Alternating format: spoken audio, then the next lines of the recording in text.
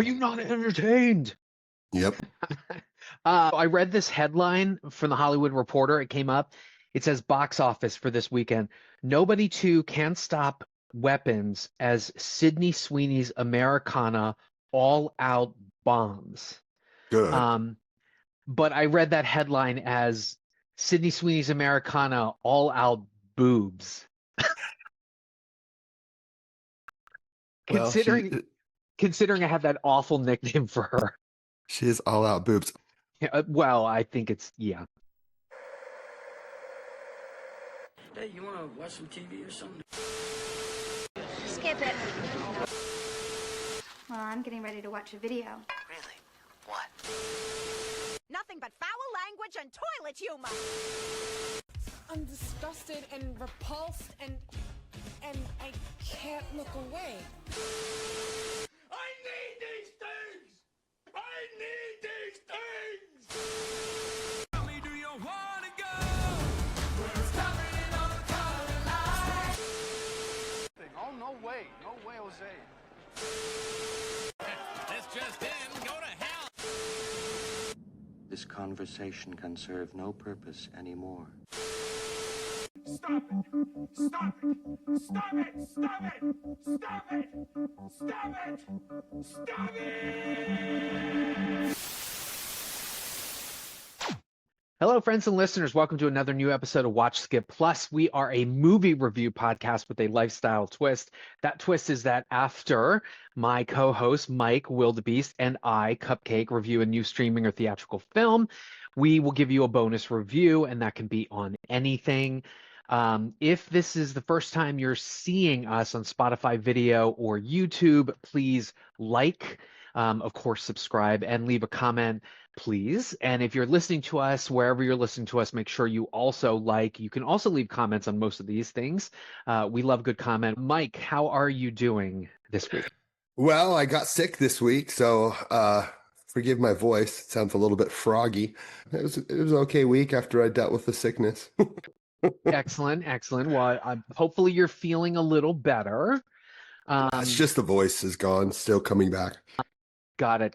But actually, speaking of taking a licking and keeping on ticking, what are we reviewing this week?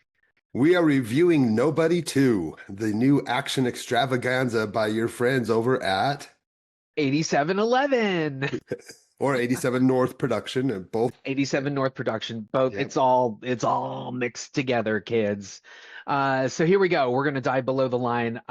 Nobody 2, as you indicated, this is from 87North Entertainment, and that was founded by Kelly McCormack, who is a super producer. She's gorgeous, and she is married to David Leitch.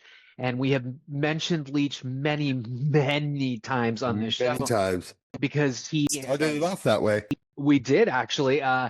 He and Chad Stelsky formed 8711 Action Design. They basically design action sequences and stunt coordination. They do a lot of previs and fighting. They're responsible for some of the great action scenes that you see in like The Avengers, Captain America, all these great action films.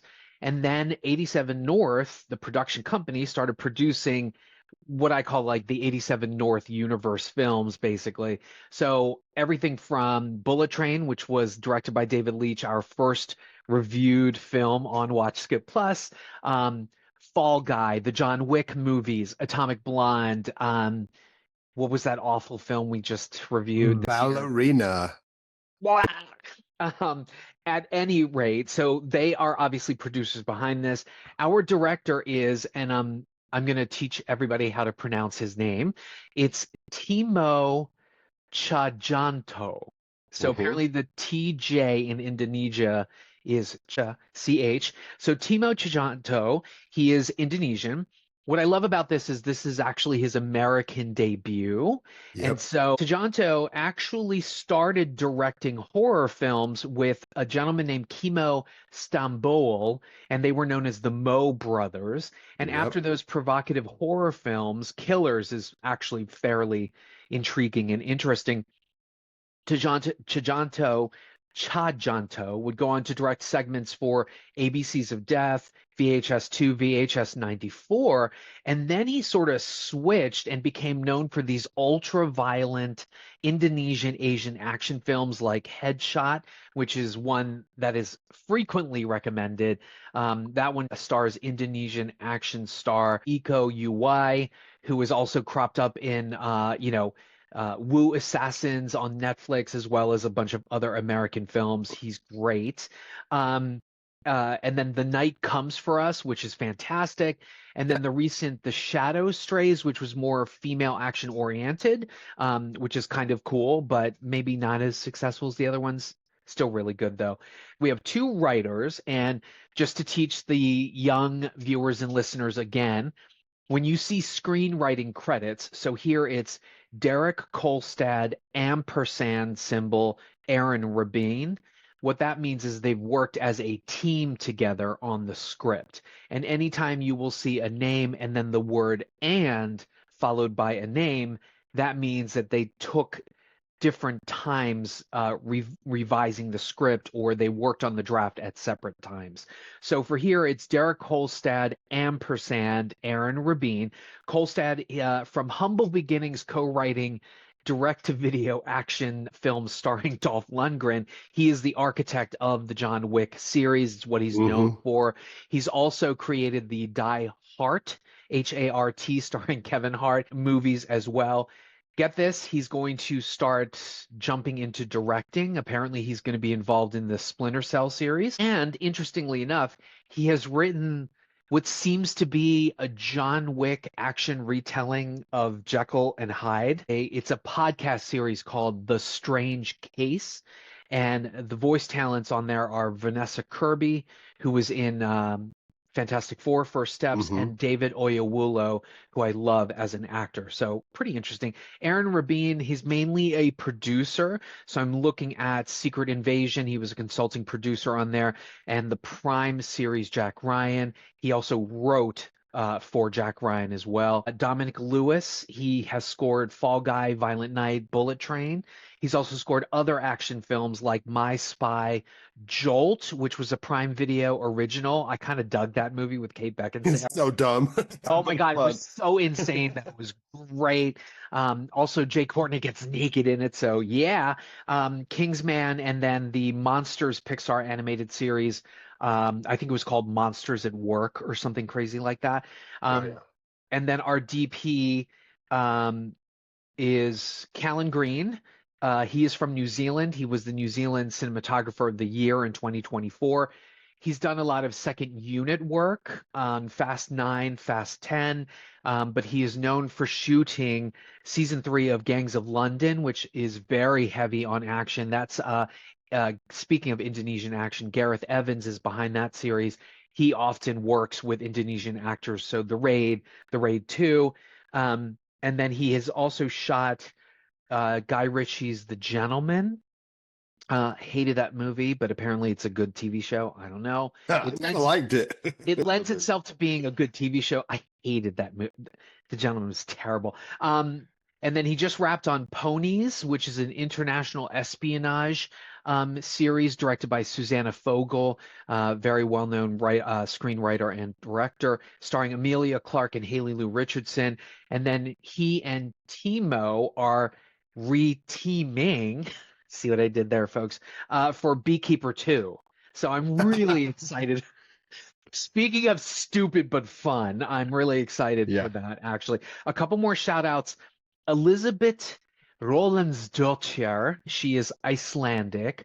She is a female film editor, obviously, Elisabeth is her name, but she's a brilliant action editor, folks. So women can edit action. So check out this list. She has a long-standing relationship with 8711. So John Wick, Atomic Blonde, Bullet Train, Fall Guy, Love Hurts. She was also the editor on Deadpool 2 and Shang-Chi and the Legend of the Ten Rings. So she knows what she's doing. She's also a co-producer here. So now she's getting in on that bottom line. Okay.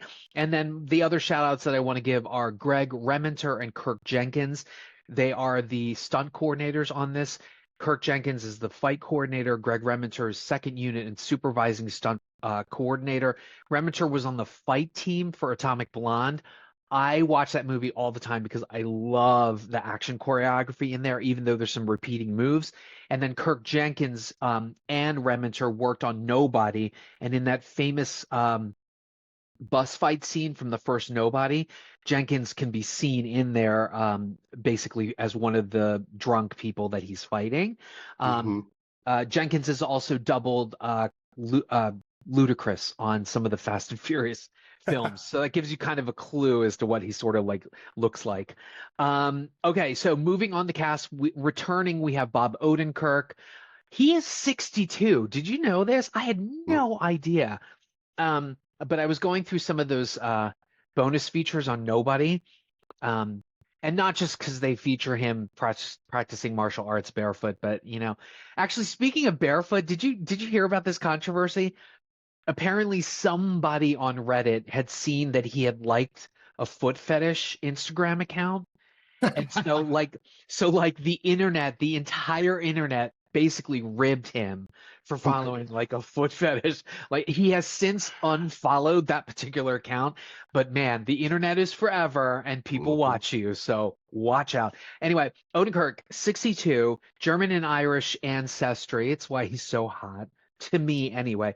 So I didn't realize the depths of his like comedic screenwriting. Like, I know that he had written for like SNL. I know he'd written for Late Night with Conan O'Brien, but my favorite comedy show, he helped create. Tim and Eric, awesome show, great job. Yep. There's actually, I think there's been 2 iterations of Tim and Eric, awesome show. My brother turned me on to that. I remember he was like, "You've got to see Tim and Eric, it's so great." And then he played an episode for me, and I was like, "What the fuck is this?" It's so outre and so weird. But I also didn't realize this, but he was behind Mr. Show with Bob and David. So that was their big thing. Yeah. That was their big, huge thing. And so he's, he also wrote for like the Jenna McCarthy Show. He's just been behind all Tenacious D, the TV series, but then he's also gotten in on the acting. And I think the younger audiences know him for Better Call Saul, and that was the Saul lawyer character that spun off from Breaking Bad. Love Bob Odenkirk. Your opinion? Oh, just like you. I'm a big fan. 9 out of 10 laughs that I get from films are because of him. I mean, the times that I laugh the most are from films that or TV shows that he's been involved in. His sense of humor works for me as a writer, and then as a performer, he kind of oozes that same sense of humor when he needs it, but he also can be a little bit serious, like we've seen him in Saul and in the Nobody series. So yeah, I'm a big fan, but man, his comedy chops are just so damn good. He's so funny. Such a great writer. Personally, I think Bob Odenkirk is very sexy, but Odenkirk is our friend Randy's Hollywood doppelganger. So if they made a movie about Randy, I think it would be him that they would pick. And his sort of sense of humor, dark sense of humor, also goes along with Randy as well. Our next actress apparently has discovered the fountain of youth. What is this bitch doing? She's so gorgeous. Connie Nielson. Many will remember that way back when she had like a big breakout moment in the early 2000s. She was in Gladiator, and then she worked with like William Friedkin, John McTiernan. I'm looking at Basic and The Hunted that she was in. 1 Hour Photo. I mean, she was in everything. I think she's I want to say she's Danish. She's from Denmark. Is that Danish? Denmarkian? She's a Denmarkian, folks. I think it's Danish. Anyway, but she's had a kind of career resurgence based on, I would say it's due to the DC Extended Universe. She was in Wonder Woman 1984, Justice League, but she has been working steadily. She was even on Law and Order Special Victims Unit, which Sharon Stone was on as well. They both played either detectives or like prosecutors or whatever. I love Connie Nielsen. What do you think about her? I think she's a great character actress. She really is great at what she does. And yeah, I love to see her just pop up and stuff. I mean, in the last 5 years, gosh, she's done a ton of stuff. So Yeah, I'm a mean, fan, and they she's should super work. attractive. I mean, Oh my gosh, she's Lord. so beautiful. Again, I don't know what she's doing with her skin, but she appears to like not age. No. By the way, the two movies of hers that I really, really absolutely love. We should note she was also the seductress in The Devil's Advocate. Like, I Oh, mean, yeah. come on. If you're gonna walk Oh, away she from was- Charlize Theron, like get she it was on so with hot. Connie Nielsen, folks. Yeah, she was Is what so I'm gonna hot. say. Man. Gee. But her two movies that I love, that I would really recommend to people are Demon Lover. It's really weird, and then Mission to Mars, the Brian De Palma sci-fi film. She's pretty good in that. Speaking of, I just mentioned her, Sharon Stone. Love her. La Stone, the goddess. I mean, what is there to say about her? If you don't know who Sharon Stone is, you should probably stop listening to our podcast. But obviously, the Paul Verhoeven films that basically put her on the map, Total Recall, and then she followed that up 2 years later with Basic Instinct. I mean, two iconic performances. Let's be clear, though, she has had notoriety before that. She worked with Wes Craven on Deadly Blessing, The Calendar Girl Murders with Tom Skerritt. That was a TV movie that basically put her on the map, or at least had her noticed, and then she, got cast in a bunch of things. She's from Meadville, Pennsylvania. She was in a beauty pageant. She was a supermodel. She's had worked with so many great people. Jeff Bridges. She was in The Muse. I could go on and on about my love for Sharon Stone. By the way, I bought her autobiography. It's fantastic. Recently, she had done Mosaic, the HBO series for Steven Soderbergh. She was on Ratchet. The One Flew Over the Cuckoo's Nest Netflix show, Ryan Murphy. I did not see that because I fucking hate Ryan Murphy. Yes, you do. The Laundromat. I mean, even for Sharon, I don't know. Maybe for Sharon, I will change my mind. But your feelings on Sharon Stone, La Stone. Yeah, I mean, yeah, she was one of those first sexy actresses for me. So Oh yeah. yeah, Basic Instinct. Yeah, that unleashed the kink in many people my age. So It sure did to me. yeah, she's gorgeous. She's a great actress. You need to go, and if you haven't, there's this podcast called Fly on the Wall with David Spade and Dana Carvey, and she is on an episode. She is so candid and open about the way that she was used and abused and trashed in Hollywood. Oh, yeah. And even kind of calls the guys out about one of her episodes on SNL and how an entire skit was about sexualizing her. So yeah, she's great. And yes, definitely go and listen to that episode. So yeah, she's a badass feminist, and she is doing her best to continue acting, even though she kind of took a break, because how many times can you just play the same character about your tits, your ass, and being sexy? So it's fun to see her being a badass and kind of reinventing herself in different ways over, now that she's almost 60. Is she in her late 50s, early 60s? I don't know. I have no idea. She's gorgeous and she's Yeah. wonderful. And yeah, keep doing what you do, girl. We love you. Yes. I second that. 67. She's Oh 67. my gosh, she's gorgeous for 60s. 5 years older than Odenkirk, man. And I was gonna say Younger than him. Wow. Yeah, I know. I was gonna say also, the makeup artist that I know was her personal makeup artist on a lot of her films. Trisha Sawyer, love you, girl, love you. The other thing too is that if you're right about her podcast and her interview appearances, she's very, very candid, tells it like it is. You can't help but love her, quite honestly. So just pop her name into Spotify and just start listening away. I mean, she's so great. Colin Hanks. Hollywood. Wait, what? It's celluloid royalty. We're not going to use the NB. No term. NB. No NB term. He's a little chunky here, but I like it. Oh, I thought he looked kind of svelte. No, look a little closer. He's a little chunky, but he's looking so much like his father, Tom Hanks. Like I look at him and all I can see is Tom Hanks. Like makes me effing crazy. Would we say that Colin Hanks's most notable is Orange County, that comedy film that he kind of done with Jack Black? And he did a season of Dexter, season 6 of Dexter he was in as well. So people know him from those two things. He was much chunkier in that season of Dexter. So than he is now. Well, let me tell you something. I am currently on I think it's season 5 where Okay. Maryland native, shout out to Maryland, Sean Hannessy.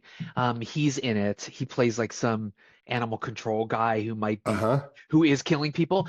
But I can't wait to get to chunky Colin Hanks. So Yeah, he's 6. He's in season. I mean, you've just so you know, you've already hit peak at 4, so it doesn't get any better. Just so you know, well, that's sad because it doesn't get any better.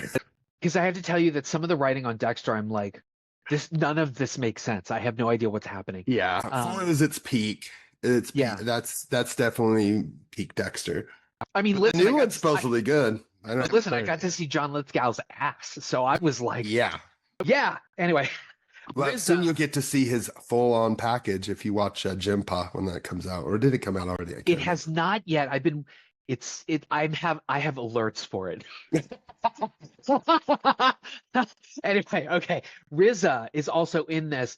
Love RZA. He's Me great. too. He has this bizarre connection with like Asian culture, right? Like I think from his rap career as well as The Man with the Iron Fist. He's got swords in this one too. I think there's at least a couple more projects he's been in where there's like a kind of an Asian flair to it.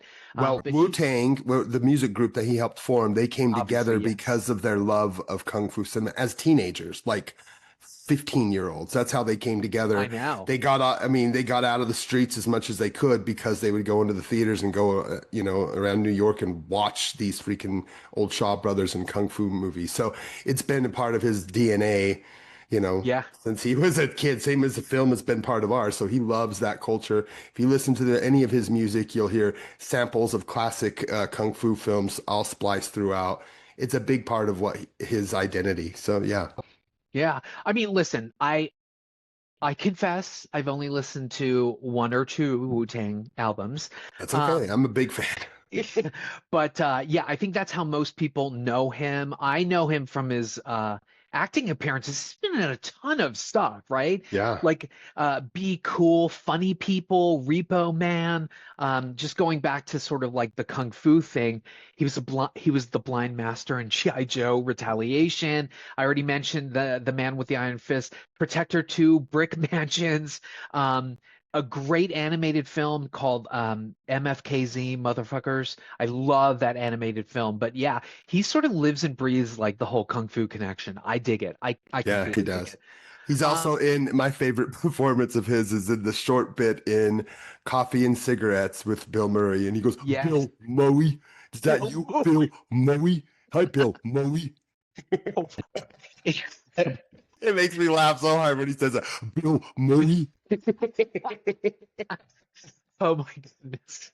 A couple more people. John Ortiz, noted character actor, TV actor, quite funny actually. If you check out some of his like comedic performances, I mean, he's probably most known for just his TV work, I guess. Yeah. He's cropped up in some films where he's like the comedic relief, where he's been really good.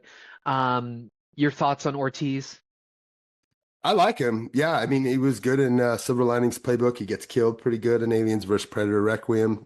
Yeah. So, I mean, everything I've seen, and of course, all of his TV stuff. Recently, I've seen him in Bad Monkey, which he's good in, and similar role to what he's doing in this, honestly. But yeah, he's good in what he does. Got it. Noted British actor Colin Salmon is in this. He's very distinct. I mean, when you think about like distinct black bald men with presence, I mean, you think essentially like, Denzel or even Samuel L. Jackson, but Colin Salmon needs to be in that conversation because he definitely has a presence. Prime Suspect 2, a ton of like British TV series, and then many will obviously know him. He was in the first Resident Evil. He's the guy who's like, I'm gonna beat the lasers, and then he gets quartered like a pineapple. It's crazy. But he's cropped up in lots of dramas, lots of stuff. Hey, Amazon Prime, put Colin Salmon in these Bond films, please. We need him. And then the last, of course, my other future husband, Daniel Bernhardt. I love that man. They make a habit of putting Bernhardt in practically every 87 North film, and he practically doubles anyway because he is actually Odenkirk's longtime personal trainer. Did I mention Oh, okay. did I mention this before? Odenkirk I don't actually think had a so. heart attack, but after he and Bernhardt worked on Nobody, he continued to use Bernhardt as his personal trainer. And then Odenkirk unfortunately had a heart attack. And I think there was when he went to work on this film, I mean, obviously he's had a heart attack before, but they would let him do the fighting, but they wouldn't let him like fly through the air and do any of like the ratchet stunts like that. So just know that he is doubled in this film, but he does most of the fights. Anyway, Dude, do you know he's playing Deathstalker in the new Deathstalker remake? yes. Are So you kidding me? I can't wait. Bernhard is going to play Deathstalker, which now picked up distribution by Shout Factory, so it should be coming to a theater soon. I'm curious to see how they reboot this because, I mean, Deathstalker 2 was directed by Jim Wynorski. I mean, come on, right? I mean, So, do you see who directed it? The guy who did No. Psycho Gorman, I Like Hunky Boys, yes. and The Void. That's who they got. So what's his name? Kostansky, I think. Is it Steve Kostansky? Yeah, it is. So it's going to be kind of interesting, but yeah, It'd be hilarious. I love Daniel Bernhardt. Full disclosure, I spent a fortune tracking down a full set of the Bloodsport films because those were the movies that kind of made him famous or whatever. Yeah, I think he's barefoot in like Bloodsport 2 for like the entire duration of the film. It's fantastic. Daniel Bernhardt, I love you. Anybody else for the production or cast that you want to talk about? Oh, I just wanted to mention I didn't really talk much during the crew section, but the Mo brothers and Timo, yeah, huge fan. I actually was there for the Killers premiere at Sundance, and I remember that blowing my mind. They That weren't was there, of course. crazy. That movie is so insane, and Do not that was sleep the on that, beginning. folks. Don't. That was the beginning of me finding them, and then went back and dug in their past horror stuff and horror shorts, and his segment in the VHS, the last one that he did, the One about the subject. Thai resort. Gosh, the subject one was Oh, the so subject. Yeah. good. That Right. is one of the best shorts. I think it's top 3 of Yeah. all of the VHS shorts. He's so I good. love what he did for 2, Safe Haven. That Yeah. was pretty crazy. I like Safe Haven too. Actually, you know what? Hold on. Go Just ahead. backtracking. And then, of course, the cast includes Christopher Lloyd, who plays Nobody's dad. What? Again, if you don't know who Christopher Lloyd is, maybe stop watching our podcast. But like Lloyd, I mean, Taxi, right? We all know him from like Taxi, but then of course, 10,000 gigawatts of power. I love that. Back to the Future, right? So, I mean, I love Christopher Lloyd. Great character actor. Any Yeah. comments on him before we segue to spoilers? Oh, he's everything. I like him in everything he turns up in, even the cheesy Spirit Halloween movie. I mean, he's just a lot of fun in everything he's in.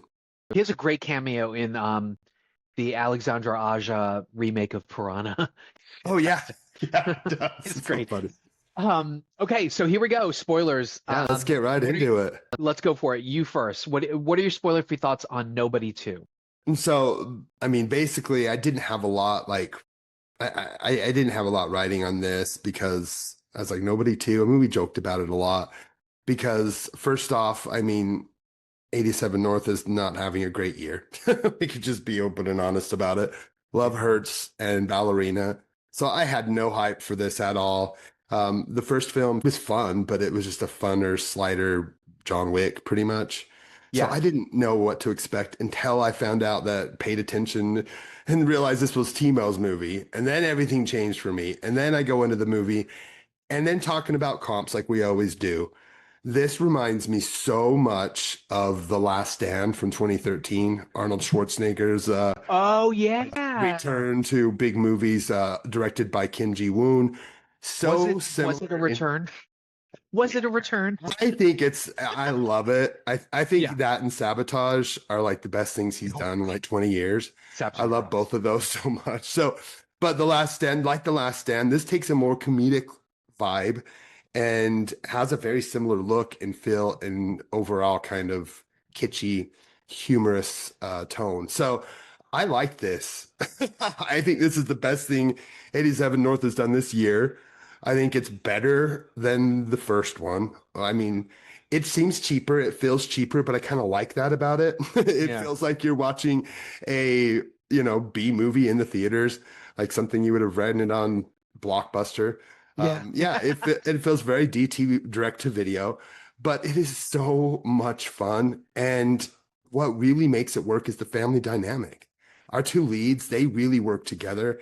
And I love, we didn't talk much about the kids, but Gage Monroe is really good as Brady. And the relationship that they have, it's all cheesy, corny on surface level, but it's enough to make you feel a little bit of weight in this film. Whereas I didn't really feel that same weight. While the family dynamic was there in the first film, they were kind of in the background, and it's mainly him beating up Russians. So this, having them more involved, and then having his dad involved and his brother, it just felt like more of a family affair. I felt more of a connection to it, and I just had a blast. I mean, it really is fun. It's fast. It's frenzied. Sharon Stone comes in at the halfway mark, right? Totally just boom. Her presence is so fucking enigmatic. She comes in, it's like a spotlight shines. And right when the film starts to lose a little bit of pace, she comes in and it's like, damn, the queen is back. And there's a sequence where she does this dance scene Oh my for God. a mass murder that I loved so fucking much. You know what? I cannot wait. I cannot wait to see the outtake of the full dance sequence. I was like, more Sharon dancing, more. Yes, it that was dance good. was She's so great. great. I mean, look, this is nothing more than a fun time in the theaters, but it is one of the funnest theatrically released action films we've got this year. I'm a big fan of it. I thought it was a lot of dumb fun. I'm excited to see it again as soon as it comes out on streaming. But if you like the first one, watch this. If you didn't like the first one, you don't really need to watch it. Go ahead and watch this anyway. You really don't need it to come directly in. If you like any of these actors, just go and see it. So I'm definitely giving it a watch. It's not high art by any means, but I actually I think it might be my favorite I liked it even more than Fight or Flight, which we also reviewed, which had a very similar vibe. I like this more because I liked the family connection. My preconceived notions was that this was going to be shit and I was going to hate it worse than Ballerina. So when I came in pleasantly surprised after, I shat on Ballerina, this is fun. This is entertaining, and it has a heart. And that's something Ballerina fucking did not. Yeah. And Love Hurts didn't have a heart either. It was too cheesy and too corny. This is much better than either of those. And probably better than Bullet Train, honestly. Yeah. Well, I think I'm coming around to Bullet Train. I like Bullet Train more than you, but yeah, I was a little disappointed by that. this was like the shock of the year for me, honestly. I came in here thinking I was gonna shit on this. Instead, I was like, damn it, Odenkirk, I want number 3. Hell, let's get a TV series. Let's do this. Nice. All right. So what's your level of watch? Straight up watch, not a hard watch, not a soft watch. I legitimately liked this, and the theater I was in, I was laughing. I mean, it was a great comedy. So I love an action comedy, and this really worked as an action comedy. Now, some of the set pieces, like I think some of the action choreography is better in the first film, but this makes up for it with the comedy and the gore. This is much more gorier than the first film, thanks to Timo. Yeah. So I was going to ask you about that in terms of the fight scenes and the gore. If you thought there was some ingenuity or some like innovative stuff going on here, how'd you feel overall about the action? Rementer and Jenkins.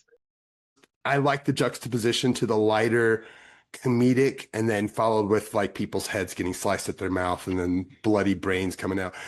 That gory, bloody Timo stuff, the way he kind of plays with gore. So one last follow question. I'll get to my spoiler free thoughts. We've discussed this before where an indie director is hired to do a big budget superhero film and their qualities as a director disappear. looking at Timo's action Indonesian films, Indo-action films, and then this one, did Timo disappear behind the 87 North blockbuster, or did you catch some of his directorialness here? Oh yeah, it definitely felt like a Timo joint to me. It definitely Okay. did. Like many of our friends that across the sea from Asian countries and come and make American films, they tend to be like towards the bottom or mid of their filmography, just because A, there's communication issues, the cultural issues. There's just things that always come in. I mean, nobody is going to tell you their favorite David Wu movie is Silent Night. I mean, or John Woo. They're not going to tell you it was Silent Night. You know what I mean? So, And if they do, you're not a John Woo fan. no, you're Okay, not a John Woo that's fan. a little mean. No, actually, it's not. Silent Night fucking sucked. Anyway, go ahead. Yeah, it's not good at all. So, I mean, the reality I came in with, I was like, oh, Timo, this might not suck, right? I didn't come in thinking Timo's going to save the world. Yeah, it is. It's not one of his better films by far. I mean, he did a comedy that I heard I hadn't seen. I think it was called The Big Four. That Yeah, the Big Four. It's on trailers Netflix. look 20. the trailers look very similar to this, so I'm Yeah. feeling like that's a very similar vibe to this film. So again, I feel like this is very much him, just like we talked about when you coming into America and you're dealing with American Hollywood politics and that kind of stuff. I think that there is some things lost in translation, and that happens to, like we said, the best of them, even Wu. Yeah, actually, it's funny you mentioned Big Four. It's probably what got him this job, quite honestly. Probably, yeah. Yeah. Okay. So my spoiler-free thoughts on this. First of all, the first Nobody kind of came out as we were creeping out of the pandemic, and so I don't think a lot of people caught it in the theaters. I know I saw it in the didn't. theaters because I was excited to see 87 North and what they could cook up. But interestingly enough, I loved the action sequences in Nobody. You are correct. The first film felt a lot like John Wick. I would say sort of a hybrid of John Wick and the Red series, R.E.D., Retired and Extremely Dangerous, with, Bruce Willis and Carl Urban and John Malkovich and Helen Mirren. But when I left the theater after the first film, I was kind of like, unremarkable, kind of predictable, whatever, but I really liked the action. So color me surprised when there's a Nobody 2, and I'm like, how is this going to go? And I'm seeing the trailers with like Sharon Stone or what have you. And I love your comment about the fact that like, just like BlumHouse, 8711 is probably not having a great year. I was a little underwhelmed by Love Hurts, directed by Jonathan Eusebio, who's one of my favorite stunt coordinators. Watch his action choreography in Birds of Prey. Fantastic. And then, of course, what's the other movie we mentioned? Ballerina. Ballerina, just not good. Hot mess. Although you can see when they were trying to course correct, but they course corrected too late in that edit. Okay. Yep. And of course, I love 8711. I really do. So it pains me to say that this movie disappointed the shit out of me. And the reason why is because Bummer. it's just the first movie all over again, right down to the montage monotony of your week opening to the kids still getting fucking bullied or injured in some ways, and Bob Odenkirk needs to stand him up. Same to the father coming in to help them, the brother coming in to help them. And I think a lot of people's complaint about John Wick 2 and where it was just the same movie, right? There might have been a different revenge plot, this and that. I personally thought that John Wick 2, quote unquote, opened the universe a little bigger and we got to see more of that universe. But this doesn't really open up the universe. It may change the relationship between him and her, right? And that definitely it could be a springboard for maybe a series. I would recommend maybe a series with the two of them versus maybe a movie, but it's essentially the same film. And instead of the bus fight, we get a duck boat fight. And then, instead of the ending with, the house and then all that sort of craziness in the first Nobody, we get an elaborate closing sequence, which is actually pretty damn fantastic. I kind of liked it. But it's the same film. And then there's even a gangster. It's not a Russian this time. It's Sharon Stone that he's sort of like crossed paths with by unwittingly getting involved defending his family. And so I'm just kind of like, I don't believe this. It's the same fucking movie. Like it's sequel on vacation, right? That's kind of a cliche where it's the same movie, but you put the characters on vacation. And I very much think that's what they were trying to do. Yeah, it's a total trope, but I mean, it just makes me think about all of those sequels that we got in the 80s where the motto was same movie, just bigger and better and more explosive. This isn't better. I've seen all of this before. And I mean, don't get me wrong, I for a 62-year-old, Odenkirk's butt in those pants when he's fighting, I'm like, bring it. I love He looked good. Yeah. Oh my God, he looked great. But just it was so eye-rolling and it just felt like a repeat. I was like, oh my God, Derek Kolstad took the fucking check and just rewrote it. Yeah, actually I'm kind of angry the more I keep talking about this. Really? I mean, it's hard as really in the family, but of course the rest of the writing sucks. But I felt like you didn't feel like the family dynamics were deeper in this one. I don't think it was any deeper. And then there's a third character that gets sort of shoehorned into it, and I'm thinking, oh, okay, here's a chance for the screenwriters to talk about surrogate family versus domestic family. That goes nowhere. It's stupid. It even includes burning money. And the whole setup, you're in debt because anyway, poo. I will say this though, the fight choreography is fantastic. The duck boat sequence is great. That closing sequence, which we'll talk about in the spoilers, really, really good. I really love the action choreography. I mean, it's like watching a musical. I'm like, this is great. But everything around it is just, oh my God, yeah, so it is a skip for me, and I really hate to say that because my heart really lies with 87 North, like totally. Kelly McCormack, David Leitch, Chad Stahelski, all of the guys there, the stunt coordinators. I love you guys. Just do better. And I think what's even more disappointing is Fall Guy is fucking fantastic, and nobody saw it. Yeah. Nobody saw it, and it was a huge failure. And that's definitely one of their best films. I mean, oh my God, it works because of the writing, right? The writing works. This is not winning any awards for writing at all. None of these three films that they've done this year the writing is just complete trash. It's almost like they're becoming canon.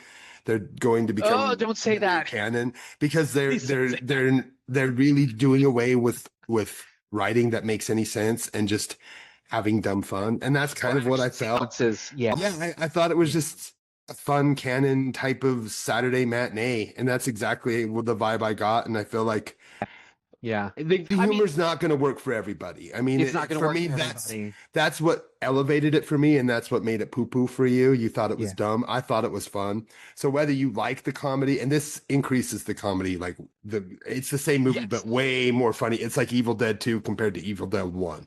So it's like the comedy is way increased in this, and that's either going to work.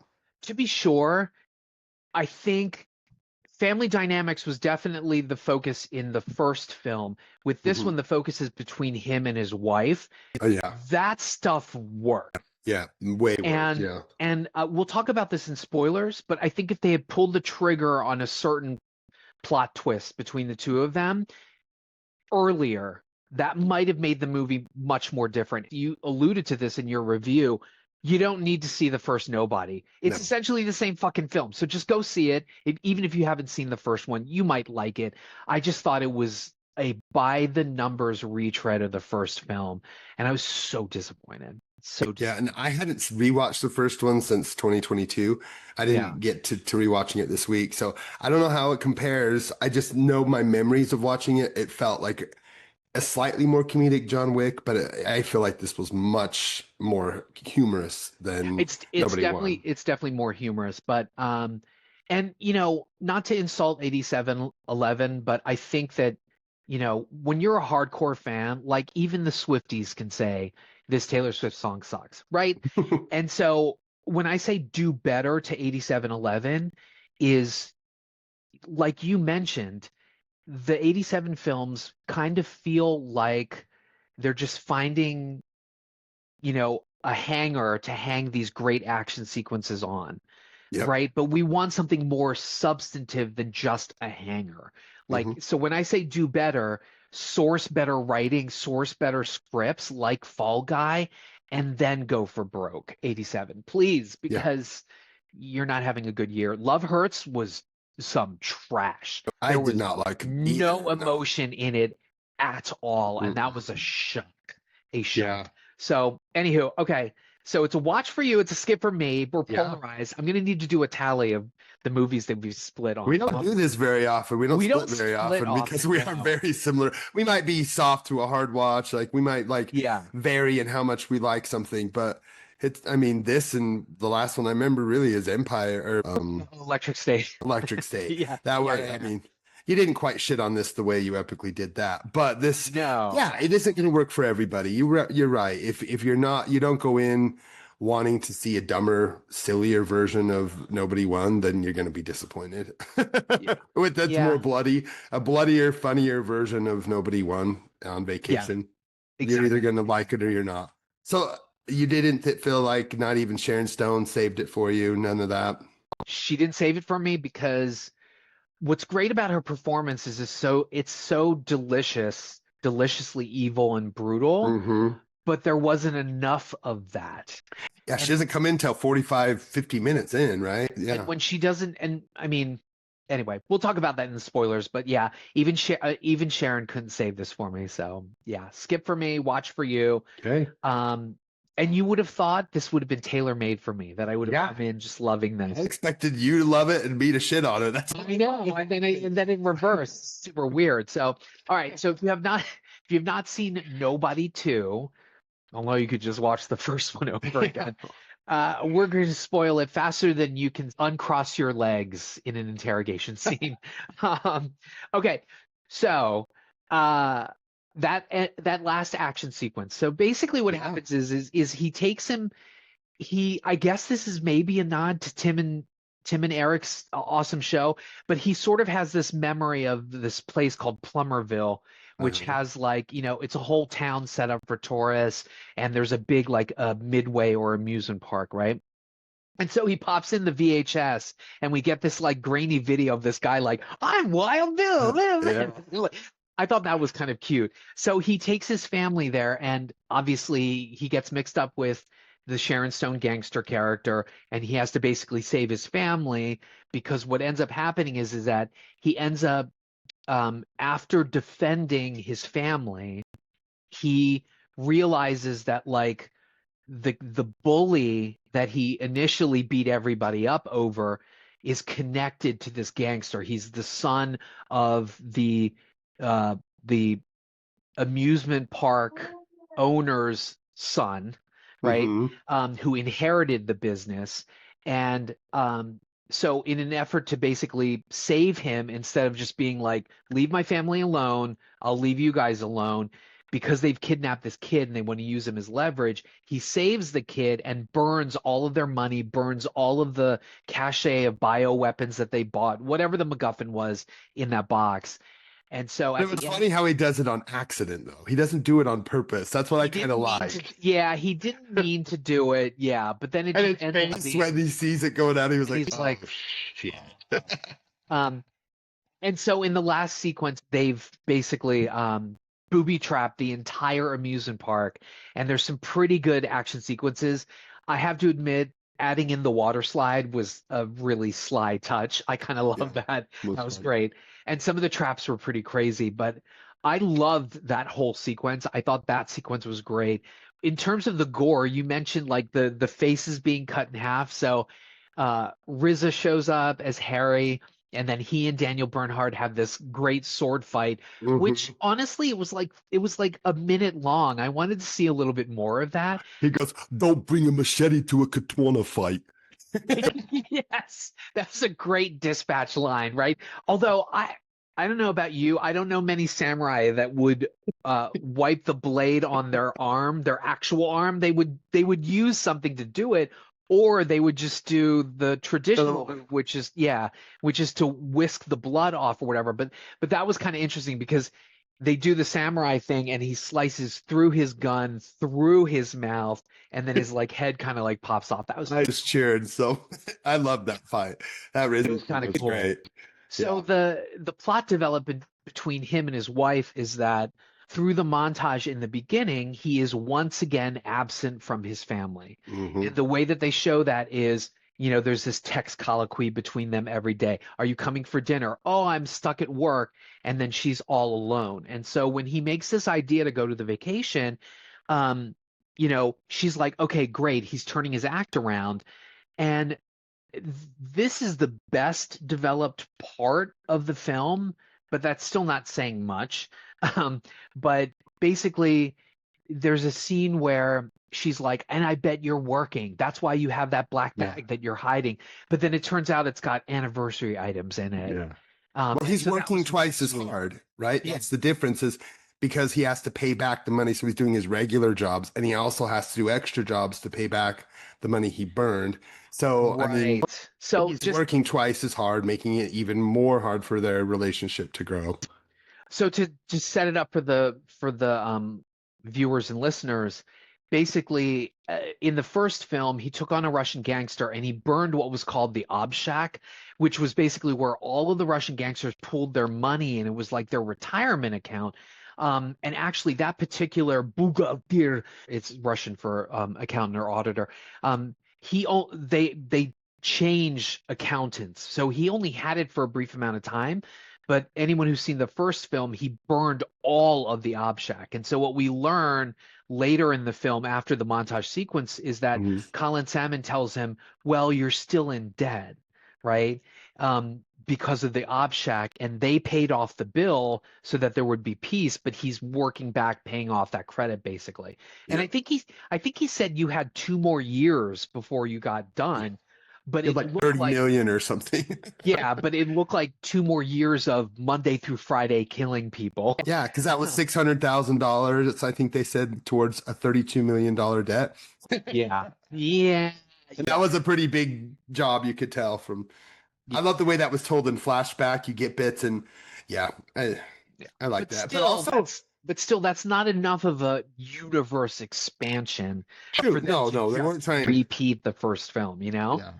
But I think the thing I love the most about this movie is the sins of the father come back to the son, and that theme plays throughout the. I mean, we find out that the reason he went to Pleasantville and him and his brother have these great memories of it, and then you find out they're basically there because their dad was doing a job and they were stuck in a room for a couple of days. They did get some freedom, but in the end, their dad was shitty.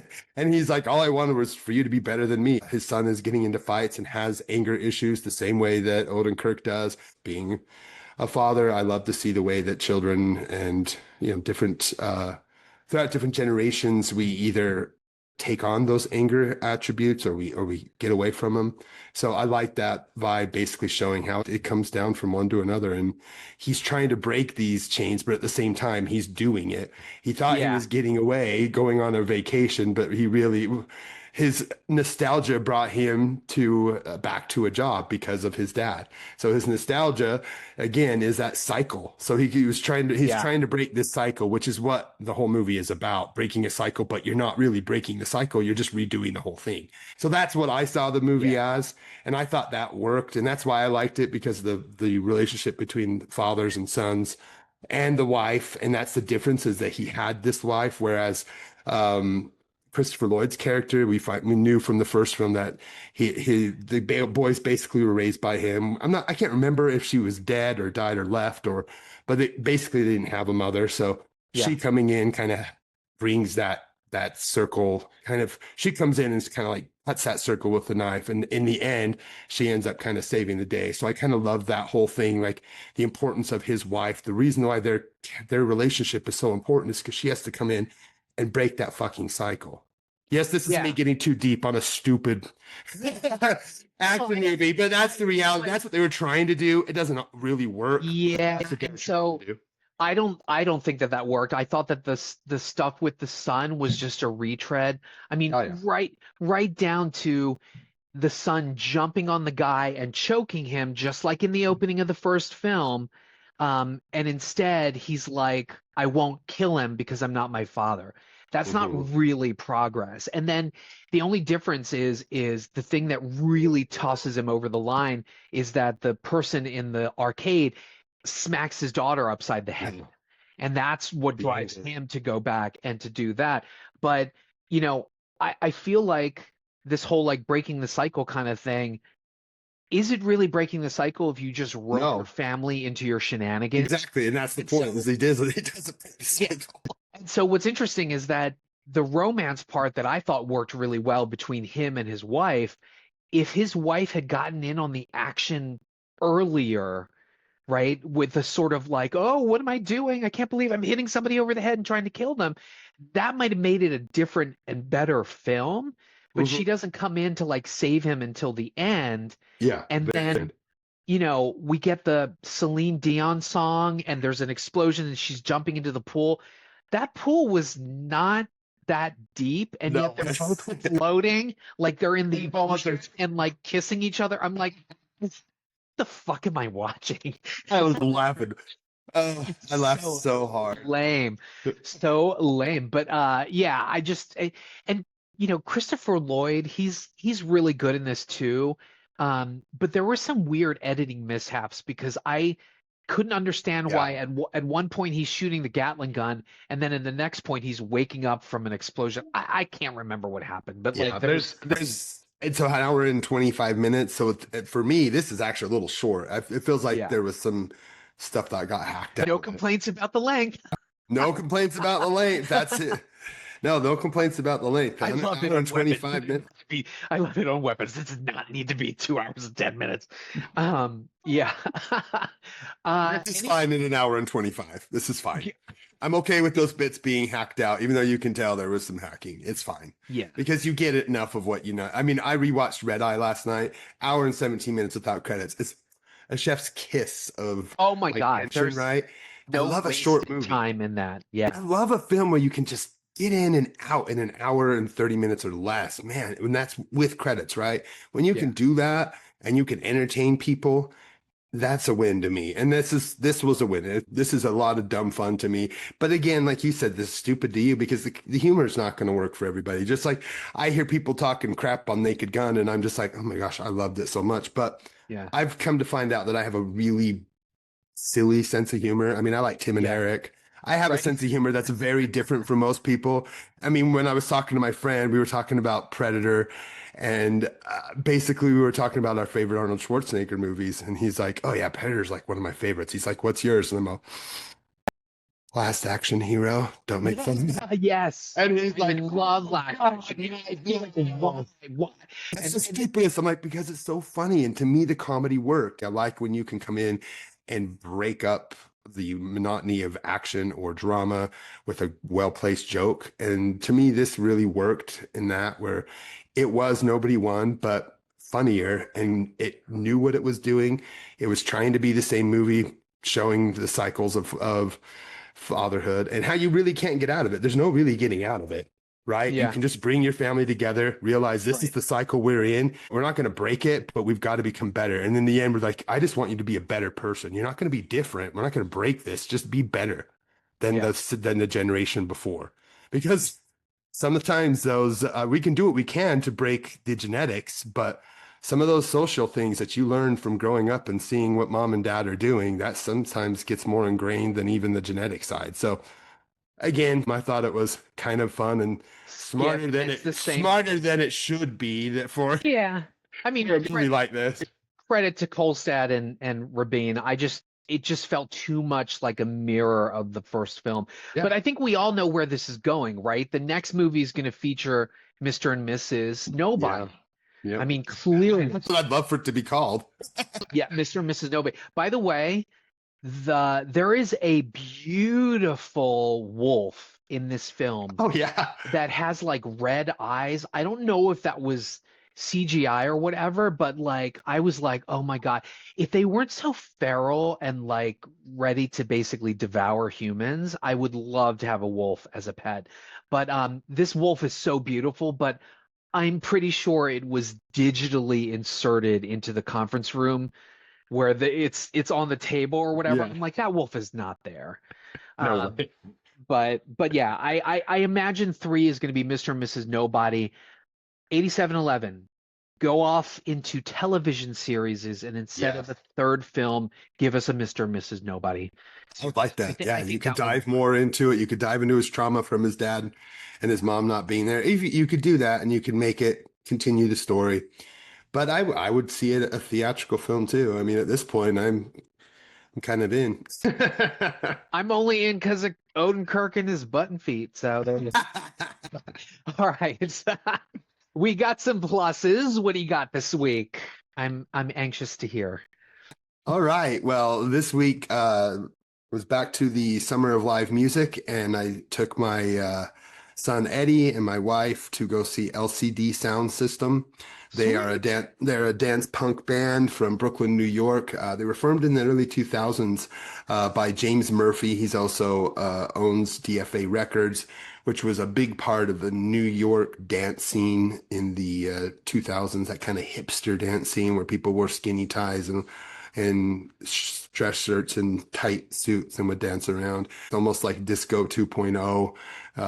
So that the dance punk movement in the 2000s was huge for me. Anyways, this band, it's got Murphy and the enigmatic Nancy Wang plays synthesizers. And if you have never seen her, she is absolutely amazing to watch perform. She has this great big head of hair, almost like Sia does, where it comes up and almost covers. And she just performs in such a dry way. This band, seeing them perform is so much like the music. It's so almost like dry, witty, hipster 2000s. But the band consists of Murphy. She's so cute. She's so great. Nancy Wang, Pat Mahoney, Tyler Pope, and Al Doyle. Corey Richards also plays synthesizers and piano. I don't think he was in the touring group that we saw, but yeah, they're great, man. They've only released 4 albums because basically he kind of was creating this DFA Records, and LCD Soundsystem was built off of him coming together with other musicians and kind of just jamming, right? Just having a fun time and jamming out. And their music really does jam out. I mean, a good majority of their tracks are 7 to 10 minute long. I mean, they let the music play. They let it go. I mean, they only played 16 songs and it was a 2-hour amazing dance punk show that all of us at this theater were on our feet dancing the entire time. I got my buddy Brian Higgins was there. Unfortunately, I didn't get to see him, but a couple other GGTMC folks was there. So it was a calling for all of us 45 to 50-year-olds to go put our dance shoes on and have fun. And that's what I did. It was a great set list.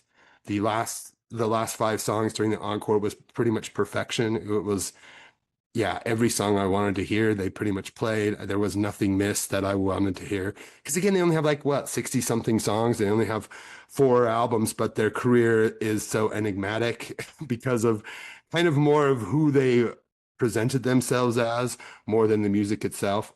But yeah seeing them live, I'm so glad I finally got to do it. And they also have a couple new songs that I hope is leading to a new album. The new songs live were freaking great. There's a song called X-Ray Eyes that just is a banger. And yeah, it's a lot of fun. So if you get a chance to see them, go see LCD Soundsystem. If you aren't familiar, go and listen to their self-titled album or Sound in the Silver or This Is Happening. Their reunion album, American Dream, is good. It has one of their better songs, Baby Please, which is almost feels like a 1950s doo-wop song, which I love about it. Oh, nice. Baby, please. It kind of goes like that. And then it kind of goes in this whole synthesizer wall of sound. So yeah, it's bingo singing.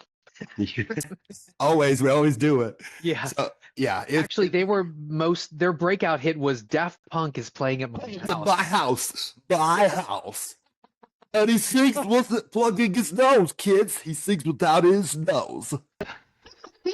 So yeah, I love it. Yeah. It's just so hipstery. And of course, Yeah. if you're of the generation, you're gonna love it. If you're not, you're gonna be like, this shit is stupid. But Yeah. it's a great mix of like I say, very much like the Talking Heads. If you like the Talking Heads, you like dance music type stuff, or Velvet Underground, not Velvet Revolver, geez.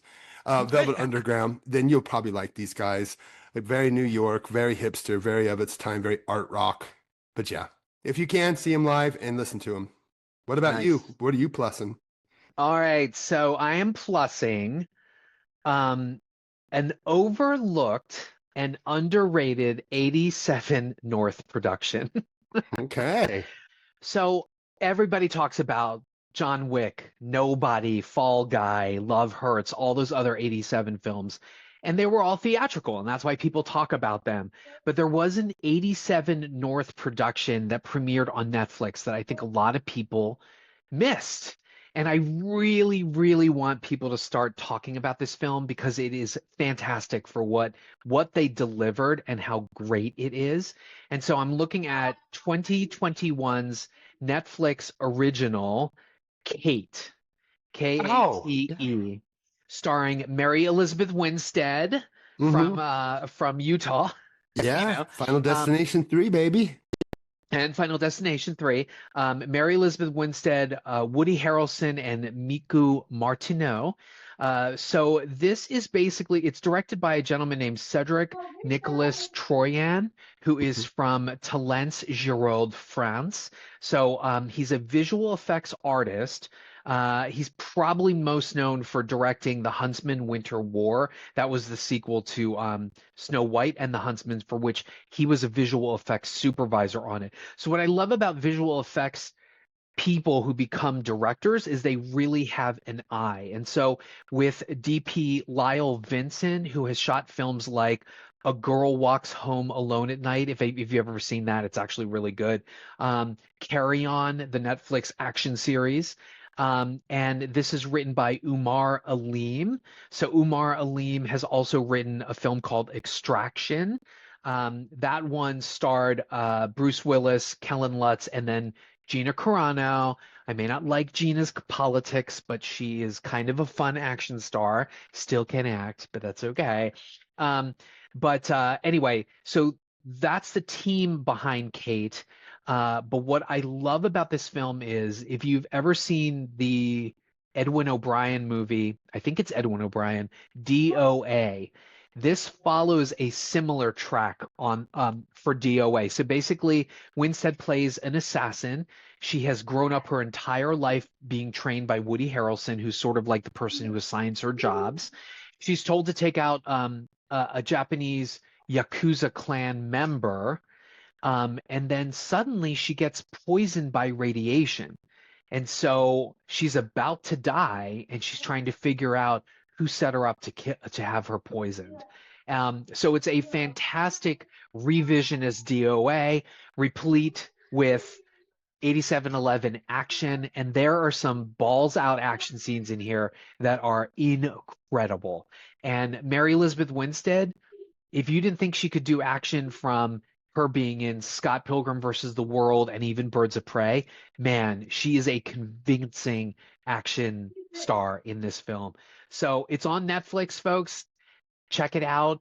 Kate, I already went over some of the cast in here, but there are some standout Asian actors in this. Tadanobu Asano, many will recognize him. Yoon Kunimura, big notable Japanese actor, and then Miyavi is in this as well, who I think is a pop star.